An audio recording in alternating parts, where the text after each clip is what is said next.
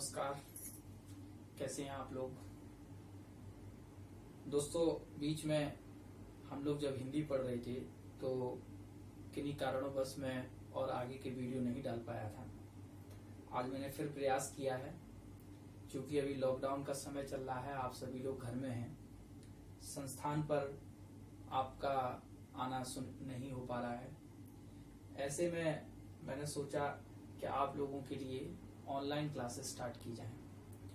तो अलग अलग हमारे टीचर्स जो हैं अलग अलग क्लासेस दे रहे हैं अलग अलग सब्जेक्ट की। उसी क्रम में मैं हिंदी के कुछ टॉपिक्स लेकर आया हूं आपके लिए, क्योंकि अभी आपको पता चल गया होगा कि आप जैसे ही लॉकडाउन खुलेगा वैसे ही लेखपाल भर्ती प्रारंभ हो जाएगी। इसके अलावा अन्य भर्तियां जो लटकी हुई हैं किसी कारणवश लॉकडाउन के जरिए नहीं जारी हो पाई हैं, वो भी आने वाली हैं। तो हिंदी के मैंने कई चैप्टर्स आपको अपने YouTube चैनल पर दे रखे हैं। उनके अलावा जो चैप्टर्स बचे हुए थे उनके लिए मैंने एक वीडियो तैयार किया है। तो उस क्रम में आज हमारा जो वीडियो है वो है रस से रिलेटेड। बच्चों, रस क्या होता है? वैसे अगर हम रस का शाब्दिक अर्थ कहें तो रस का अर्थ होता है आनंद। आनंद, चाहे हम कोई भी कार्य करें, अगर उस कार्य को करने में हमें आनंद मिलता है तो वही हमारा रस है। अगर हमें हंसने से आनंद मिल रहा है तो हमारा वहां भी रस होगा। तो किसी भी प्रकार का आनंद जो हमें मिलता है वही रस होता है। अब वैसे तो रस कई प्रकार के होते हैं, गन्ने का रस, मौसमी का रस आप लोग पीते हैं। तो मैं आपको सामान्य भाषा में ही उन रसों के बारे में पढ़ाऊंगा, ताकि आपको सरल तरीके से वो चीजें समझ पाएं जो परीक्षा में पूछी जाती हैं। तो रस के बारे में एक मैं वाक्य आचार्य विश्वनाथ जी ने 14वीं शताब्दी में रसों के बारे में एक वाक्य कहा था कि रसातम वाक्यम काव्यम, अर्थात रस युक्त वाक्य ही काव्य होता है। तो काव्य क्या है? काव्य वो है जब हम उसमें रसों का प्रयोग करेंगे। तो किसी भी काव्य की प्राण जो है, किसी भी काव्य का जो प्राण, जो आत्मा जो होती है, वो क्या होती है? रस होते हैं। तो इसलिए बहुत ही अच्छा अध्याय है ये हमारे लिए पढ़ने के लिए कि हम रसों के बारे में पढ़ें। अब सवाल यह आता, सबसे पहले इन रसों के बारे में किसने बताया? तो आचार्य भरत मुनि ने अपनी एक शास्त्र लिखा, नाट्य शास्त्र। उस नाट्य शास्त्र में उन्होंने 8 रसों का वर्णन किया था। आगे चलकर ऋषि मम्मट के द्वारा एक 9वां रस जोड़ा गया, जिसे शांत रस कहा गया। तो इस प्रकार से ये जो 9 रस हैं, इन 9 रसों को हम मूल रसों की संज्ञा देते हैं। तो अगर आपसे ये पूछा जाए कि मूल रस कितने होते हैं, तो मूल रस जो है हमारे वो 9 होते हैं। अब जो आगे क्या हुआ कि आचार्य रामचंद्र शुक्ल और अन्य जो हमारे हिंदी भाषा से जुड़े हुए साहित्यकार थे, रचनाकार थे, उन्होंने क्या किया कि श्रृंगार रस के भी 2 और रस बनाए, एक वात्सल्य रस और दूसरा भक्ति रस। सूरदास को वात्सल्य रस का सम्राट कहा जाता है। एक बार ये प्रश्न परीक्षा में पूछा गया था, तो आप ध्यान रखना कि वात्सल्य रस का सम्राट सूरदास को कहा जाता है। तो इस प्रकार से 9 तो मूल रस हैं, लेकिन जो श्रृंगार रस से 2 रस और बने, तो इस प्रकार से कुल रसों की संख्या 11 हो गई है। अब इन रसों के बारे में पढ़ने से पहले हम इन रसों के अंग जानेंगे कि रसों के जो अंग हैं वो 4, यानी कि 4 भाव होते हैं हमारे रसों में। पहला भाव स्थायी भाव, दूसरा विभाव, तीसरा अनुभाव और चौथे को कहते हैं हम संचारी भाव। तो हमारे कितने प्रकार के भाव रसों में शामिल होते हैं? 4 प्रकार के, स्थायी भाव, विभाव, अनुभाव और संचारी भाव। बच्चों, अब हम इसको समझने की कोशिश करेंगे। अगर आपसे पूछा जाए कि स्थायी भाव क्या है, या विभाव क्या है, या अनुभाव क्या है, या संचारी भाव क्या है, तो मैं एक छोटा सा उदाहरण आपको देके बताऊंगा।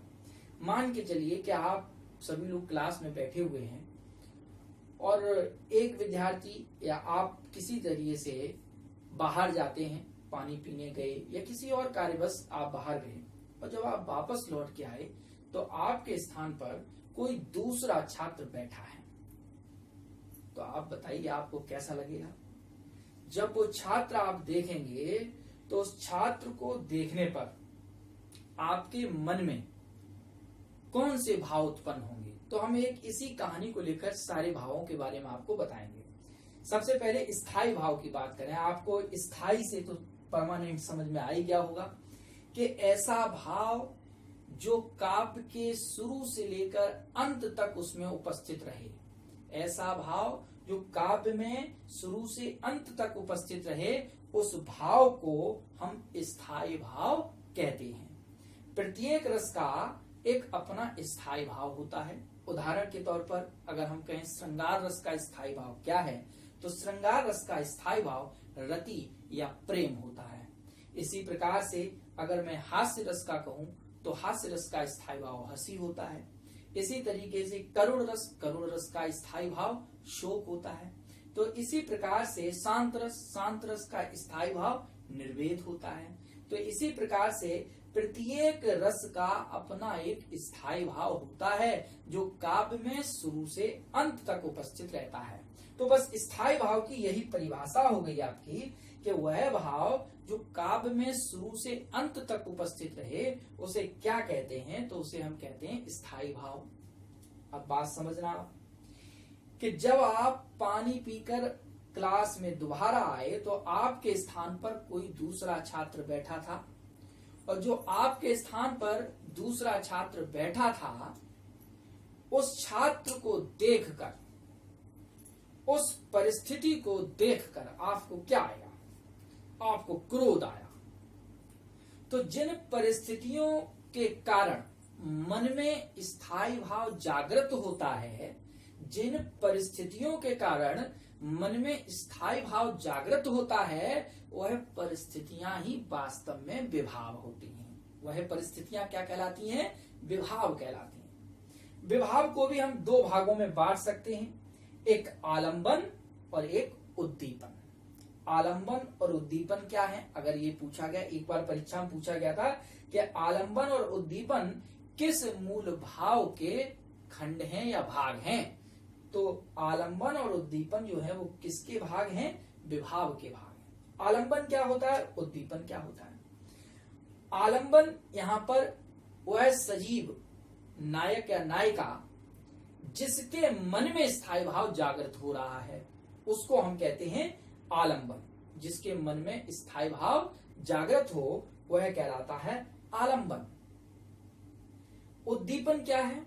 उद्दीपन वे परिस्थितियां हैं वास्तव में जिन परिस्थितियों के कारण स्थायी भाव जागृत हो रहा है। ये आलंबन और उद्दीपन हो गए।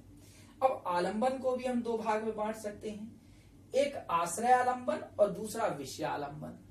आश्रय आलंबन वह आलंबन जिसके मन में स्थायी भाव जागृत हो रहा है उसे हम कहते हैं आश्रय आलंबन। विषय आलंबन, विषय आलंबन वह नायिका या नायक जिसके कारण उत्पन्न हो रहा है। यानी कि अगर राम ने सीता को देखा और उसके बाद चांदी रात में राम ने जब सीता को देखा तो राम के मन में सीता के लिए प्रेम आया, तो प्रेम भाव यानी रति का भाव किसके अंदर जागृत हुआ? राम के अंदर जागृत हुआ। तो राम यहाँ पर आश्रय आलंबन हुए। किसके कारण? उन्होंने सीता को देखा, तो सीता जो हो गई वो हो गई क्या? विषय आलंबन। और कैसी परिस्थितियां? जब चांदनी रात थी, रमणीक स्थल पर चांदनी रात थी, तो वो जो परिस्थितियां हो गई, जो चांदनी रात है, रमणीक स्थल है, वो परिस्थितियां जो हो गई वो कहलाएंगी उद्दीपन। मेरे ख्याल से आपको ये समझ में आ गया होगा कि विभाव के दो भाग, आलंबन और उद्दीपन। उद्दीपन वे परिस्थितियां होती हैं जिनके कारण स्थायी भाव जागृत होता है, और जिनमें जागृत होता है उनको आलंबन कहते हैं। आलंबन दो प्रकार के, आश्रय और विषय, इनको दो भागों में बांटा जा सकता है। आश्रय आलंबन वह आलंबन जिसके मन में स्थायी भाव जागृत हो, और विषय आलंबन जिनके कारण स्थायी भाव जागृत हो। तो ये आपका हो गया विभाव। अब आप जब आए, आपने देखा क्लास में आपकी जगह दूसरा छात्र बैठा था, तो आपको क्रोध आया, और इस क्रोध, ये क्या है? स्थायी भाव है। इस क्रोध के स्थायी भाव जागृत होने से आपके शरीर में जो क्रियाएं दिखाई दे रही हैं, जो उत्पन्न हुई हैं, क्रियाएं हो रही हैं, वह क्रियाएं कहलाती हैं अनुभाव। जैसे आप जब आए तो आपको क्रोध आया, क्रोध से आपके शरीर में कंपन हुआ, चेहरे पे लालामी आ गई, आंखें लाल हो गई। तो ये सारी क्रियाएं जो दिखाई दे रही हैं, शारीरिक क्रियाएं, वह सभी शारीरिक क्रियाएं क्या कहलाती हैं? अनुभव कहलाती हैं। फिर से समझिए, स्थायी भाव जो काव्य में शुरू से अंत तक भाव उपस्थित होता है वह कहलाता है स्थायी भाव। विभाव क्या होता है? विभाव वह परिस्थितियां हैं जिन परिस्थितियों के कारण मन में स्थायी भाव जागृत होता है। अनुभाव क्या होता है? अनुभाव के स्थायी भाव जागृत होने से जो शारीरिक क्रियाएं होती हैं वह क्या कहलाती हैं? अनुभाव कहलाती हैं। अब चौथा आया संचारी भाव। ये संचारी भाव क्या होता है? संचारी भाव को हम व्यवचारी भाव भी कहते हैं। इसको संचारी भाव को व्यवचारी भाव भी कहा गया है। इसको क्या है इसका समझिए, ऐसे भाव, स्थायी भाव जागृत होने के बाद ऐसे भाव जिनका संचरण मन ही मन में हो। देखिए, यहाँ अनुभाव में वो सारी क्रियाएं दिखाई दे रही थी, लेकिन यहाँ संचारी भाव में शारीरिक क्रियाएं नहीं है, बल्कि दिखाई नहीं देंगी, बल्कि ये मन के मन में ही रहेंगी। तो वह भाव जिनका संचरण मन ही मन में होता है, उस भाव को हम कहते हैं क्या? संचारी भाव। बात समझ में आ गया? संचारी भाव की संख्या यहाँ पर परीक्षा में पूछी जाती है, तो 33 प्रकार हैं संचारी भाव। कितने? 33 बताए गए हैं। जैसे हर्ष है, विषाद है, गर्व है, लज्जा है, ये सारे जो है वो किसके उदाहरण हैं? संचारी भाव के उदाहरण हैं।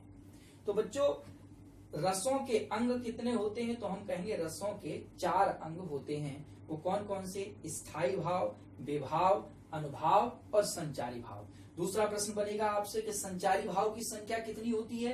33। यहाँ पर ऐसे भी पूछा जा सकता है कि व्यवचारी भाव की संख्या कितनी होती है, तब भी आपका आंसर होगा 33। आपसे पूछा जा सकता है कि ये बताइए कि स्थायी भाव जागृत होने पर शरीर में होने वाली क्रियाओं को किसके अंतर्गत रखा जाता है? तो आप कहेंगे उन्हें अनुभाव के अंतर्गत रखा जाता है। आपसे पूछा जा सकता है कि वह भाव जिनका संचरण मन ही मन में होता है उन्हें क्या कहते हैं? तो उनको हम संचारी भाव कहते हैं। आपसे पूछा जा सकता है वह भाव जो काव्य में शुरू से अंत तक उपस्थित रहे, उसको हम क्या कहते हैं? तो उसको हम क्या कहेंगे? स्थायी भाव कहेंगे। बात समझ में आ गई? आपसे ऐसे भी प्रश्न बन सकता है कि आपको एक दिया जा सकता है कोई उदाहरण। जैसे मैंने कहा, आपको एक जनरल सा वियोग श्रृंगार रस का एक उदाहरण बताता हूं कि हे खग मृग हे मधुकर श्रेणी, हे खग मृग हे मधुकर श्रेणी, तुम देखी सीता मृग नैनी। अभी आप रामायण देख रहे होंगे लॉकडाउन पीरियड में, तो आप जानते होंगे ये कब की बात कही गई है। जब रावण ने सीता का हरण कर लिया था, तो राम जो थे वो जंगल में जाते हैं और हे खग मृग, खग का मतलब पक्षी होता है, वो पक्षियों से, मृग से सबसे पूछ रहे हैं कि हे खग मृग हे मधुकर श्रेणी, तुम देखी सीता मृग नैनी, यानी कि तुमने क्या कोई ऐसी स्त्री देखी है जिस स्त्री के नयन मृग के समान है। तो देखिए, यहाँ पर नायक नायिका एक दूसरे से अलग हैं, वियोग की स्थिति है, और उस समय नायक नायिका के सौंदर्य की विशेषता भी बता रहे हैं, जैसे कि मृग नयनी। तो जाहिर सी बात है कि इसमें वियोग श्रृंगार रस है, क्योंकि प्रेम भाव है, स्थायी भाव के रूप में है। तो यहाँ पर आपसे पूछा जा सकता है कि हे खग मृग हे मधुकर श्रेणी, तुम देखी सीता मृग नैनी, इसमें कौन सा रस है? तो आप कहेंगे कि इसमें श्रृंगार रस का वियोग श्रृंगार रस है। कौन सा है? वियोग श्रृंगार रस। मेरी बात समझ में आ गई बच्चों? अब देखिए, यहाँ पर स्थायी भाव की जब हम बात कर रहे थे, तो हमने कहा स्थायी भाव, हर रस का एक अपना स्थायी भाव होता है। कुछ रसों के स्थायी भाव आपको रटने हैं, क्योंकि परीक्षा में वही ज्यादा आते हैं जनरली, बाकी आपको मालूम है। जैसे आपसे पूछा जाए कि श्रृंगार रस का स्थायी भाव क्या होता है, तो श्रृंगार रस का जो स्थायी भाव है वो रति या प्रेम होता है, रति या प्रेम कहते हैं। इसी तरीके से आपसे पूछा जा सकता है कि ये बताइए कि बीभत्स रस का स्थायी भाव क्या है? तो बीभत्स रस का स्थायी भाव जो होता है वो जुगुप्सा होता है। जुगुप्सा का अर्थ घृणा होता है। जुगुप्सा का अर्थ क्या होता है? घृणा। ठीक है। इसी तरीके से आपसे पूछा जा सकता है कि शांत रस का स्थायी भाव क्या होता है? तो शांत रस का स्थायी भाव जो है वो निर्वेद होता है। शांत रस का स्थायी भाव निर्वेद होता है। जो ज्यादातर परीक्षा में पूछे जाते हैं मैं वही डिस्कस कर रहा हूँ। बाकी आप सब करुण रस का स्थायी भाव आपको मालूम होगा, शोक होगा, आपको अगर मैं ये कहूं कि बताइए वीर रस का स्थायी भाव क्या है, तो वीर रस का स्थायी भाव उत्साह होता है। अब आपसे और कौन से पूछे जा सकते हैं, जुगुप्सा है, निर्वेद है और रति है। इसके अलावा आपसे पूछा जा सकता है भक्ति रस का स्थायी भाव क्या है, तो भक्ति रस का स्थायी भाव यहाँ पर देवरति आप बता सकते हैं। देवरति का मतलब होता है देवताओं के प्रति प्रेम, तो देवरति जो है वो किसका है स्थायी भाव, भक्ति रस का स्थायी भाव है। बात समझ में आ गया। तो यहाँ पर आपको रस तैयार करने हैं, मेरे ख्याल से आपको समझ में आ गया होगा। भरत मुनि ने अपनी नाट्य शास्त्र में कितने रसों का वर्णन किया है, तो आप कहेंगे कि उन्होंने 8 रसों का वर्णन किया है। एक प्रश्न और आता है कि किस रस को रसराज कहा जाता है, तो श्रृंगार रस को रसराज कहा जाता है। अगर आपसे ये पूछा जाए तो आप बताएंगे कि श्रृंगार रस को रसराज कहा जाता है, रसों का राजा कहा जाता है। ठीक है। आपसे पूछा जा सकता है कि बताइए जो नए रस बने हैं वात्सल्य रस और भक्ति रस, ये किस रस से उत्पन्न हुए हैं, तो आप कहेंगे कि मूल रस श्रृंगार रस से इनकी उत्पत्ति हुई है। आपसे ये पूछा जा सकता है कि 9वां रस कौन सा है, तो 9वां रस कौन सा आपका, आप कहेंगे कि शांत रस जो है वो 9वां रस है। बाकी प्रश्न आपके रसों से यहाँ से पूछे जाते हैं कि स्थायी भाव क्या होता है, विभाव क्या होता है, अनुभाव क्या होता है, संचारी भाव क्या होता है। मेरे ख्याल से मित्रों ये आपको समझ में आया होगा टॉपिक। इसका दूसरा पार्ट में बनाऊंगा जिसमें कुछ इसके उदाहरण जो हैं वो आपके सामने मैं प्रस्तुत करूंगा और आपको बताना होगा कि वो किस रस के स्थायी भाव। जैसे बता दिए, आप कमेंट में बता सकते हैं कि वीर तुम बढ़े चलो, धीर तुम पढ़े चलो, सामने पहाड़ों सिंह सिदाड़ो, ये जो है ये किस रस का भाव, इसमें कौन सा रस है, इस काव्य में कौन सा रस है, ये आप हमारे कमेंट्स में बता सकते हैं। बहुत बहुत धन्यवाद आप लोगों का। Thank you.